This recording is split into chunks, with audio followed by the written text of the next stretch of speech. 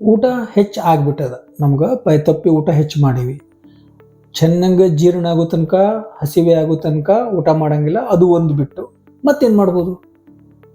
ಊಟ ಆದ ತಕ್ಷಣ ಬಿಸಿನೀರು ಕುಡಿಬಹುದು. ಇಲ್ಲ ಅಂದ್ರೆ ಊಟ ಆದಮೇಲೆ ಏನು ಮಾಡ್ಬೋದು? ಎಲೆ ಅಡಿಕೆ ಹಾಕೋಬೋದು. ತಂಬಾಕು ಹಾಕೋಬಾರ್ದು, ಎಲೆ ಅಡಿಕೆ ಹಾಕೋಬೋದು. ಬಡೆ ಸೊಪ್ಪು, ಎಲೆ ಅಡಿಕೆ, ಲವಂಗ. ಊಟ ಆದಮೇಲೆ ಮತ್ತೇನು ಮಾಡ್ಬೋದು? ಅಕಸ್ಮಾತ್ ಹೊಟ್ಟೆ ಭಾರ ಆಗಿದ್ರೆ, ಹೊಟ್ಟೆ ಭಾರದೇ ಆಗದೇ ಇದ್ರೂ ಭೋಜನ ಅಂತೆ ಕಿಂ ಪಿಬೇತ್, ಭೋಜನ ಅಂತೆ ತಕ್ರಂ ಪಿಬೇತ್ ಅಂತಾರೆ. ತಕ್ರ ಅಂದ್ರೇನು? ಮಜ್ಜಿಗೆ. ಹಂಗಂದ್ರೆ ಮಜ್ಜಿಗೆ ಹೆಂಗೆ ಮಾಡಬೇಕು?